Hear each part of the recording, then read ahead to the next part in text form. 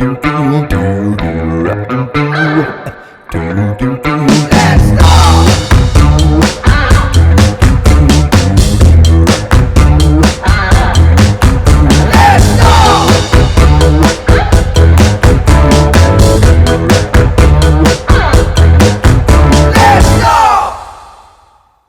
à tous, merci d'être avec nous ce soir.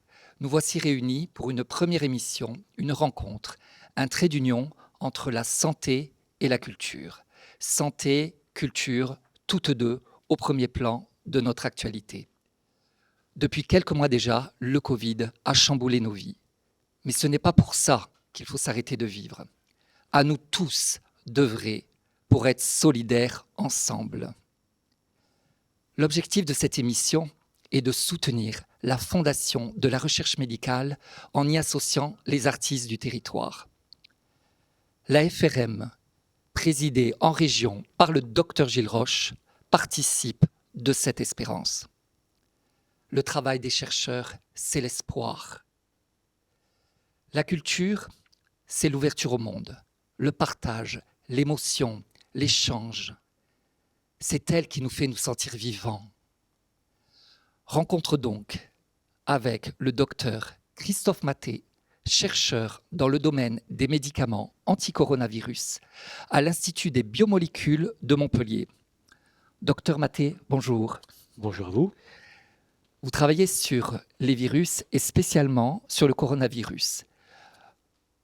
Aujourd'hui, où en est l'état de vos recherches ?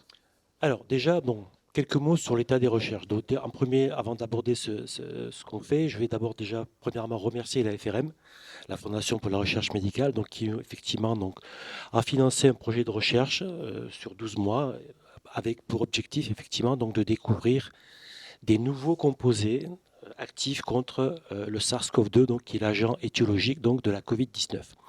Alors, ce qu'on essaie de faire très simplement au sein de cette étude, c'est que nous travaillons effectivement depuis de très nombreuses années sur une famille de composés qui sont d'ailleurs très largement utilisés en chimiothérapie antivirale, parler de la ZT, HIV, etc. Mais cette famille de composés qui sont des analogues de nucléosides, en fait, sont utilisés donc depuis très longtemps pour lutter contre les pathologies d'origine virale. Dans la mesure où nous travaillons également sur cette même classe de composés, donc nous avons effectivement le fruit de notre travail, en fait, on a pu constituer une chimiothèque. Alors qu'est-ce que c'est une chimiothèque simplement ? En fait, c'est un ensemble de composés qui sont stockés. Comme une bibliothèque stocke des livres pour les lire au fur et à mesure quand on en a envie. Mais là, c'est pareil. Donc, on les stocke, on les a à disposition. Ils ont déjà été effectivement donc synthétisés, créés entre guillemets il y a pas mal d'années, mais on les a en main pour effectivement donc les tester contre le SARS-CoV-2. En parallèle de ça, donc, je travaille également donc, avec une équipe de virologistes donc, qui est à l'Institut de recherche de l'infectiologie de Montpellier, donc, qui ont développé effectivement des modèles cellulaires permettant de mettre en culture le SARS-CoV-2 et ensuite donc, d'évaluer ces composés donc, en culture cellulaire, bien évidemment, dans un premier temps. Et ensuite, en espérant d'avoir une touche parmi ces quelques composés qui éventuellement donc, viendraient à être visualisés, donc l'activité serait visualisée.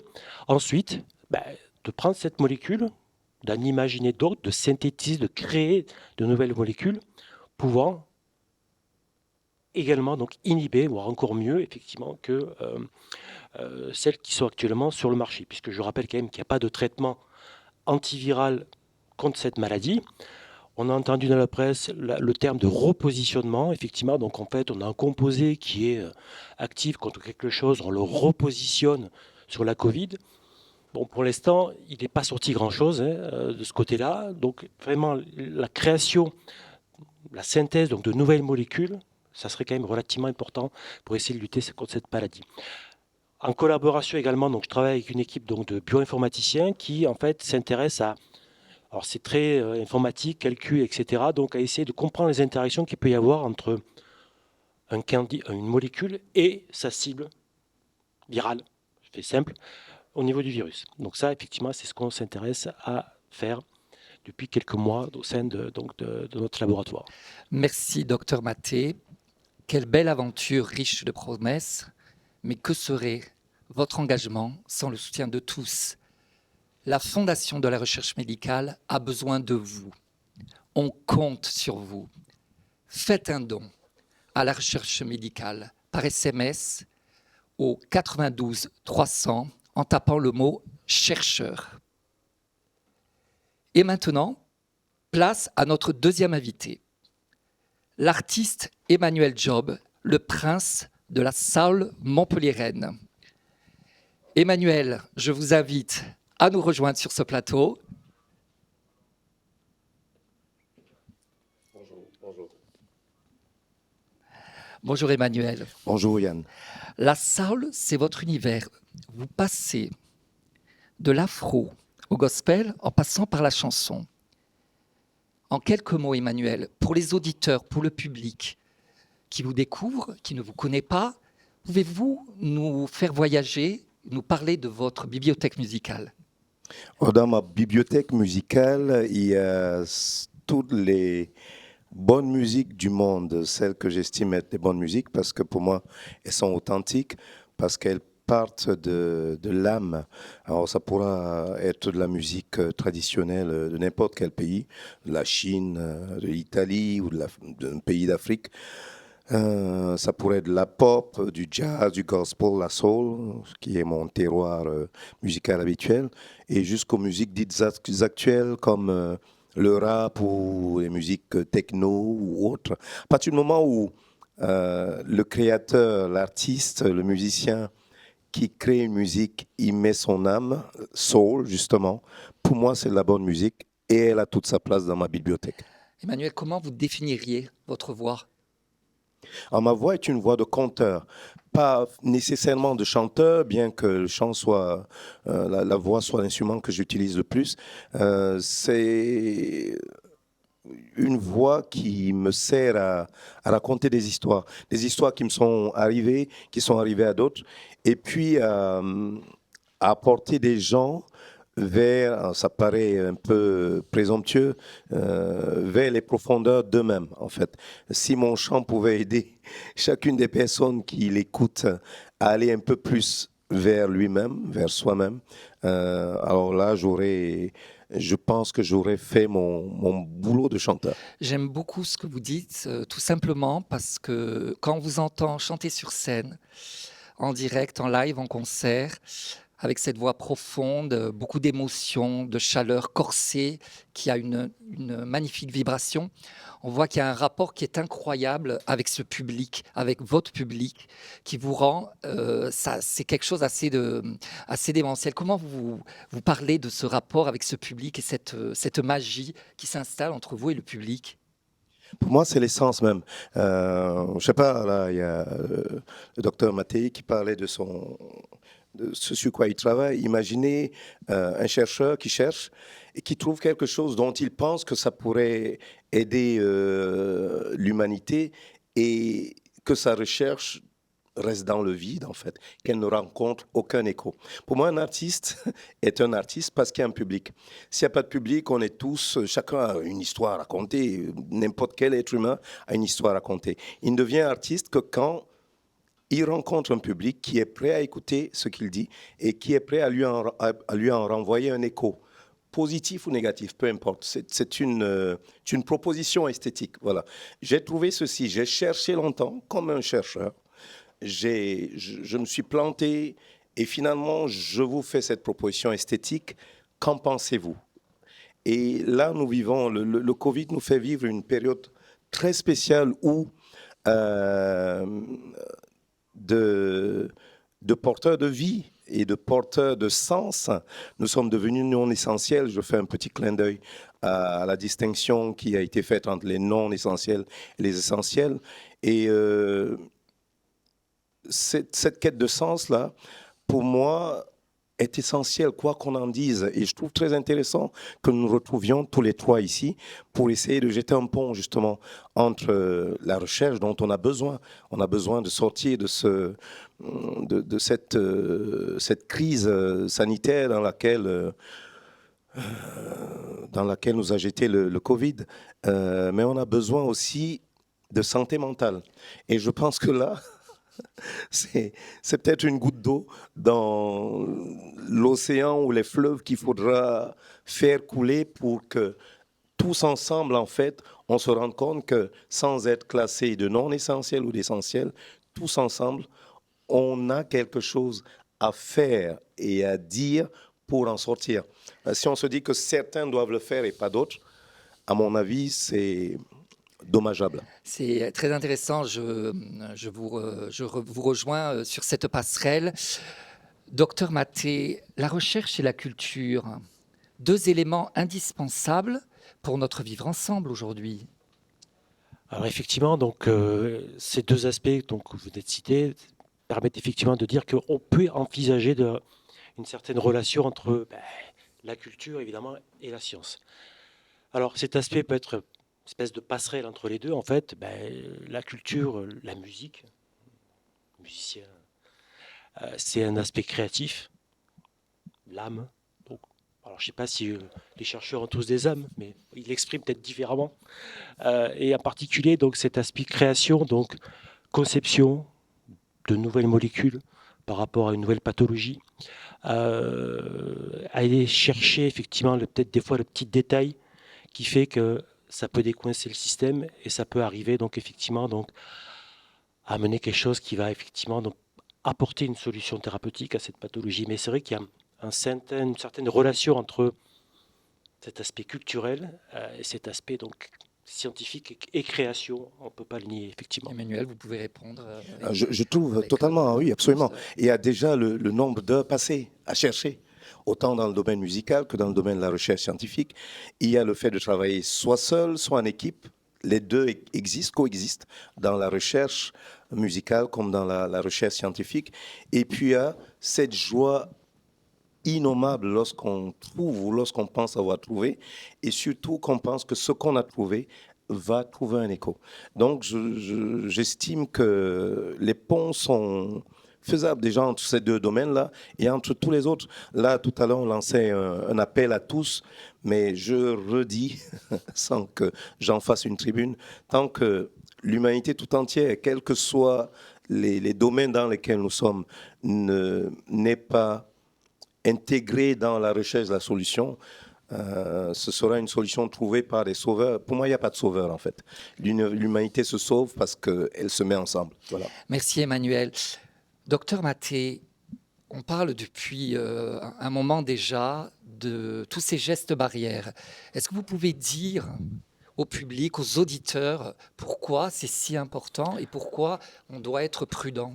Alors, effectivement, donc, depuis quelques mois, donc, on entend dans les médias, à la télé, partout, on lit dans les journaux qu'effectivement, donc, il faut absolument respecter ces gestes barrières. Ils sont essentiels à mes yeux pour éviter quand même que la propagation du virus soit limitée. Si on ne le respecte pas, ça me paraît difficile effectivement donc de faire que la propagation de la maladie ne s'enflamme pas, etc. Quoi qu'il en soit, je comprends très bien la problématique de la culture. Effectivement, donc globalement, les lieux clos, les salles de spectacle sont fermées, les cinémas sont fermés, les théâtres sont fermés.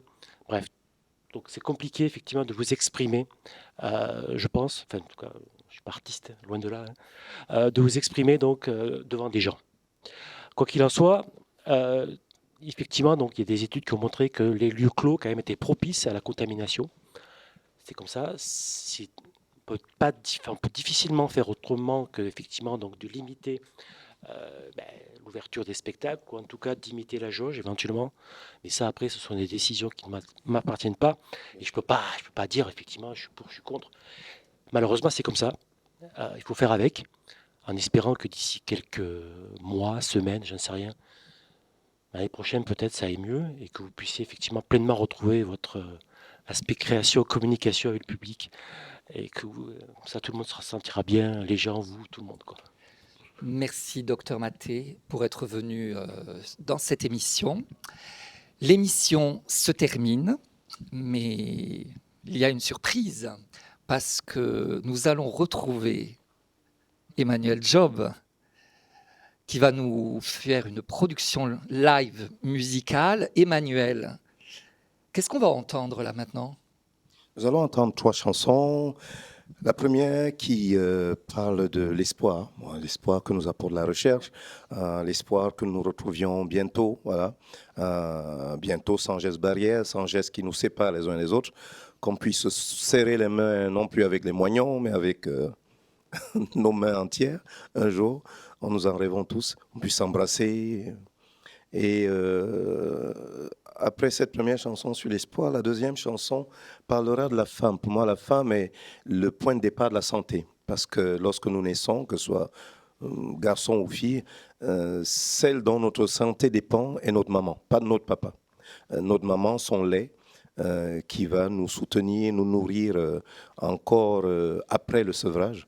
Et puis la troisième chanson parlera du voyage, de ce voyage qui nous amène à nous découvrir nous-mêmes et à découvrir l'autre.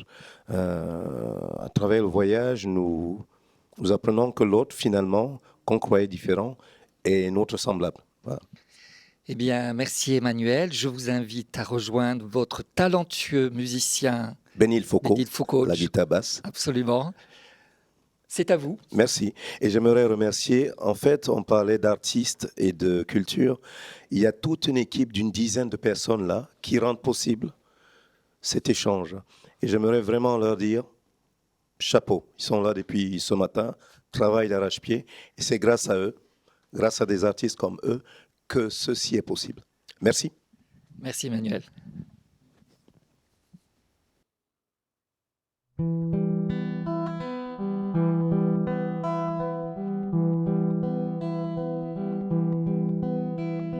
Waiting for the end of the night, we stand, standing in the need of the light. We raise our hands. I guess the blind will not see again. The cripple will walk the same. Through the misery and pain, we're waiting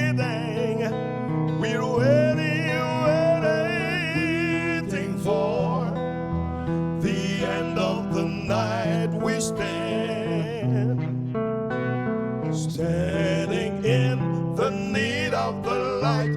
We raise our hand. Don't you see that wars are still raging? Don't you see children are still dying? Woo! Deep down the broken being, a crazy dream, still living. My baby won't be back no more. I cannot see no open door. Up above my head I'm sure the star out there still ringing, standing in the need of the light. We raise our hands, standing in the need of the light. We raise our hands. Too many days in the dark. Here comes the night of the light. Call on the light. It sounds like an old spiritual. Call on the light, like a primitive ritual. Call on the light, and it sounds like an old spiritual. Call on the light, like a primitive ritual. Come on down.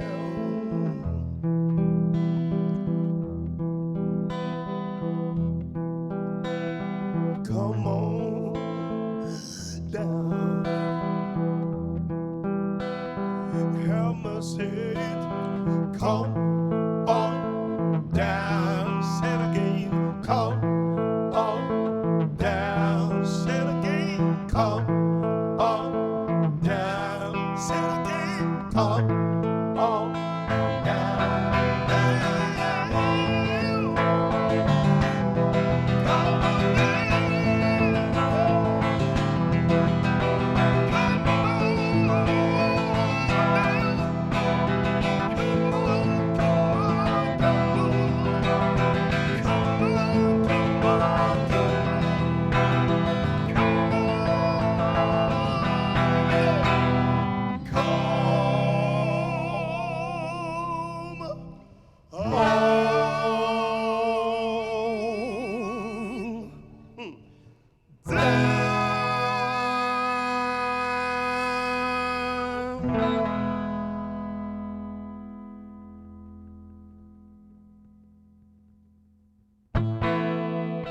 portez la vie à l'infini et pardonnez à vos fils sans une larme, sans un seul cri, le sang versé sous les sévices.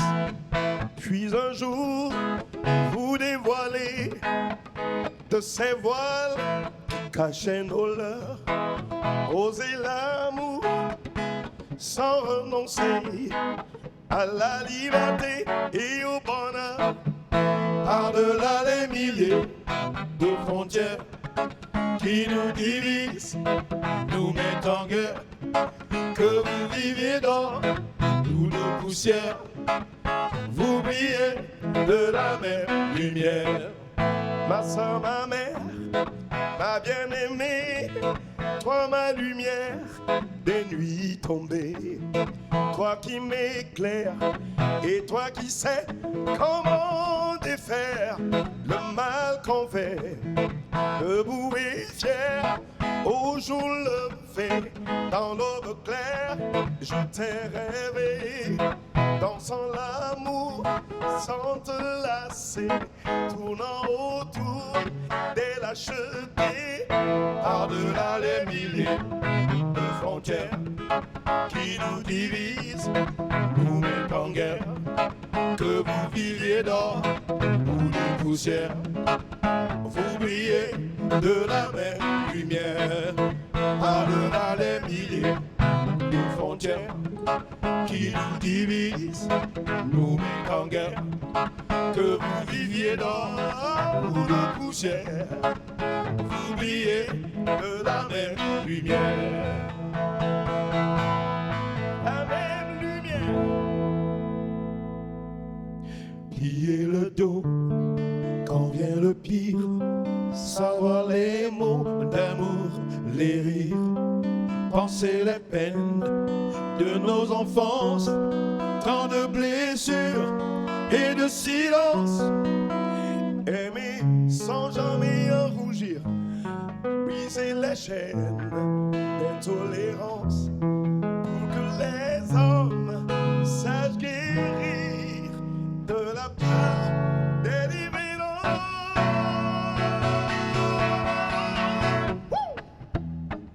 On dit quoi?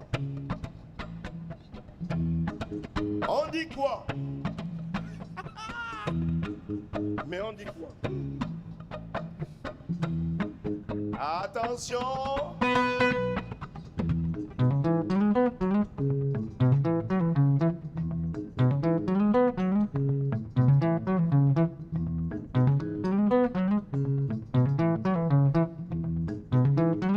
Whoa! Hey! Hey! Hey! Hey!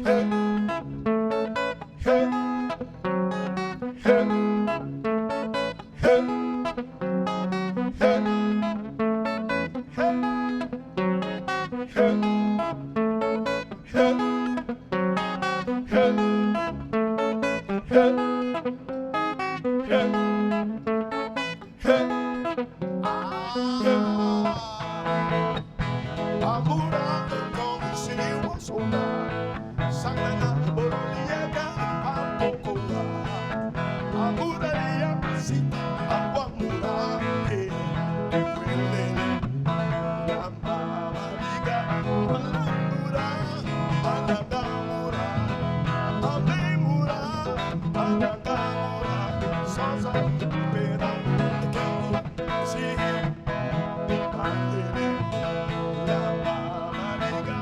Des milliers de frontières nous divisent sur la terre. Sous l'or, la poussière, c'est la même lumière. Encore des milliers de frontières nous divisent sur la terre.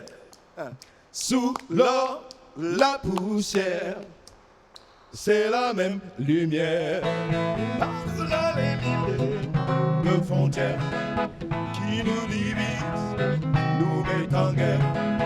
Que vous viviez dans ou de poussière, vous brillez de la même lumière.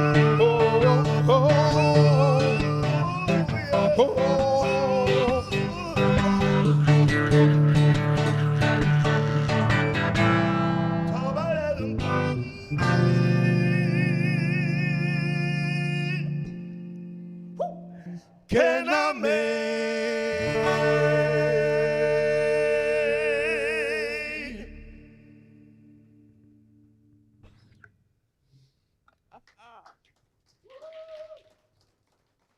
Merci.